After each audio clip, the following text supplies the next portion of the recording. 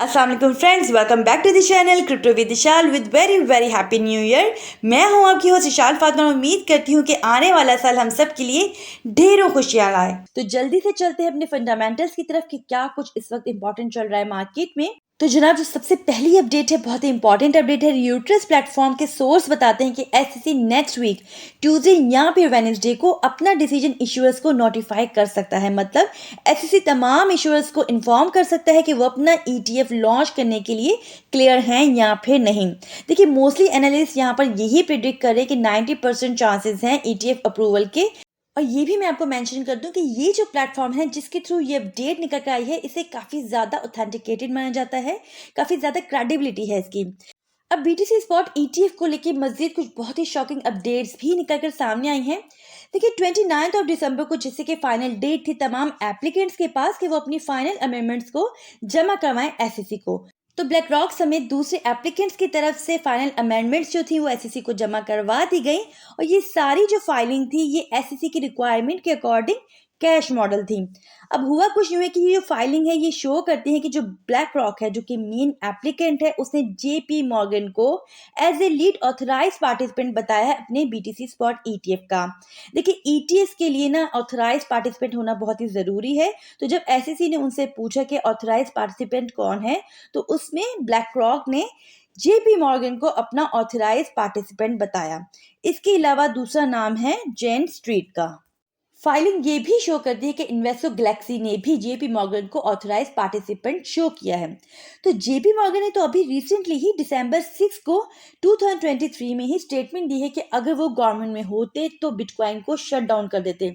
इसके अलावा 2014 में बिटकॉइन को टेरिबल कहा, 2015 में कहा कि बिटकॉइन कभी सर्वाइव नहीं करेगा, बिटकॉइन आगे नहीं बढ़ेगा, 2017 में कहा कि बिटकॉइन फ्रॉड है, और ये भी कह दिया कि भाई बिटकॉइन के बारे में वो बात ही नहीं करना चाहते, और ये भी कह दिया कि बिटकॉइन जो है वो क्रिमिनल्स के लिए है। तो भाई अब क्या हो गया, ये खुद कंफ्यूज हैं या हमें कर रहे हैं? मतलब अब क्या ये इलीगल एक्टिविटीज का पार्ट बनना चाहते हैं?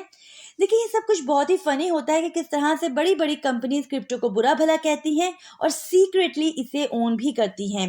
ये भी मैं आपको बता दूं कि जो ब्लैक रॉक के सीईओ हैं लैरी फिंक, वो भी पास में क्रिप्टो के अगेंस्ट ही थे। देखिए, बीटीसी अगर अप्रूव होता है तो डिफरेंट यहाँ पर स्पेकुलेशन चल रही है मार्केट के रिएक्शन को लेके, डिफरेंट क्रिप्टो प्लेटफॉर्म की तरफ से और डिफरेंट एनालिस्ट की तरफ से। देखिए, मोस्टली एनालिस्ट का तो यही कहना है कि अप्रूव होने की सूरत में इन्वेस्टमेंट इनफ्लो की वजह से ज़बरदस्त किस्म का पंप देखने को मिलेगा, और लोग डोंट मिस द इवेंट के फॉर्मो की वजह से प्राइस को हाइप देंगे। बट यहाँ पर मैं आपसे एक डेटा शेयर करना चाहूँगी Greek.live के प्लेटफॉर्म का, जो कि क्रिप्टो ऑप्शंस का ट्रेडिंग प्लेटफॉर्म है। तो इन्होंने अपनी ट्वीट में जो भी स्पेकुलेशंस चल रही हैं बीटीसी स्पॉट ईटीएफ को लेकर, उस सब के बावजूद अनएक्सपेक्टेडली एक लो मार्केट एक्टिविटी पॉइंट आउट की है न्यूज़ के रिएक्शन में। अकॉर्डिंग टू देम, लोग ये मान चुके हैं कि बीटीसी स्पॉट ईटीएफ जो है वो मोस्ट लाइकली अप्रूव होने जा रहा है, इसलिए बहुत कम वॉलीटिलिटी ऑब्जर्व की गई है जनवरी 12 के बीटीसी ऑप्शंस में। मतलब जनवरी के ऑप्शन एक्सपायरी जो है वो सरप्राइजिंगली लेस वॉलीटिलिटी को शो करते हैं, क्योंकि Greek.live ने मेजर टर्म इम्प्लाइड वॉलीटिलिटीज में लैक ऑफ वॉलीटिलिटी को नोट किया है और राइजिंग के बजाय फॉलिंग को नोट किया है। इम्प्लाइड वॉलीटिलिटी की जो टर्म है ऑप्शन कॉन्ट्रैक्ट्स में मार्केट की क्या एक्सपेक्टेशंस हैं फ्यूचर प्राइस मूवमेंट को लेके, इस सबको मेजर करती है। यहाँ मैं आपको ये भी बता दूं कि क्रिप्टो क्वाड प्लेटफॉर्म ने भी ये अपडेट दी थी कि बीटीसी स्पॉट ईटीएफ जो है वो सेल द न्यूज़ इवेंट भी हो सकता है। Buy the rumours sell the news एक स्ट्रैटेजी होता है मार्केट मेकर्स की तरफ से। उसमें वो क्या करते हैं कि जब भी कोई अपकमिंग इवेंट आता है तो उससे लेके कोई इन्फॉर्मेशन या रूमर्स को फैलाते हैं, इस तरह से एसेट की प्राइस को पंप कर दिया जाता है, और जब एक्चुअल में वो न्यूज़ आती है, वो अपडेट आती है, तो प्रॉफिट बुक करने के लिए एसेट को सेल ऑफ कर दिया जाता है, और इस तरह से मार्केट में हमें पंप के बजाय डंप देखने को मिलता है। एक किस्म से कह सकते हैं कि काइंड ऑफ मैनिपुलेशन होता है। अब मैनिपुलेशन शॉर्ट टर्म के लिए तो हो सकती है, बट लॉन्ग टर्म के लिए तो पॉसिबल नहीं है।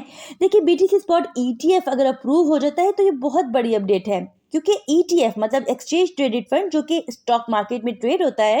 इसी तरह से जब BTC backed spot ETF approve होगा तो बड़े बड़े इंस्टीट्यूशन इन्वेस्टर जो है उनको आसान तरीका मिलेगा बीटीसी में इन्वेस्ट करने का, और इस तरह से ट्रेडिशनल इन्वेस्टर जो कि यूजुअली गोल्ड और स्टॉक में इन्वेस्ट करते हैं उनकी भी इन्वेस्टमेंट हो पाएगी यहाँ। देखिए बीटीसी की जो मार्केट कैप है ना वो बनती है अबाउट 0.8 ट्रिलियन की एंड यूएस स्टॉक मार्केट की मार्केट कैप जो है वो 45 ट्रिलियन की है। तो इस तरह से आप अच्छे से अंदाजा लगा सकते हो कि बीटीसी को कितना बड़ा मार्केट एक्सपोजर मिल सकता है। खैर बहुत सी चीज़ें आने वाले वक्त में ही क्लियर हो पाएंगी, लेकिन मार्केटिंग का जो सिलसिला है वो भी आगे बढ़ रहा है बीटीसी स्पॉट ईटीएफ को लेके, क्योंकि दोस्तों बिटवाइस और हैशटैग्स के बाद अब वेन एग भी इस दौर में शामिल हो गया है और उन्होंने भी अपना एक ऐड जो है वो रिलीज कर दिया है। मतलब एक के बाद एक जो है इंटरेस्टिंग एंड एक्साइटमेंट से भरपूर यहाँ पर ऐड देखने को मिल रहा है बीटीसी स्पॉट ईटीएफ को लेके। अच्छी खासी हाइप क्रिएट हो चुकी है। दोस्तों उम्मीद करती हूँ कि आपको वीडियो पसंद आई होगी। अगर ऐसा है तो वीडियो को लाइक आप जरूर कर लिया करें, इसमें कंजूसी मत दिखाया करें, अपना फीडबैक जरूर दिया करें कमेंट्स के थ्रू। अगर हमारे चैनल पर नए हैं चैनल को सब्सक्राइब कर लीजिए, बेल आइकन को प्रेस कर लीजिए ताकि आने वाली कोई भी अपडेट आपसे मिस ना हो पाए। अपना बहुत ख्याल रखिएगा। Take care. अल्लाह हाफिज।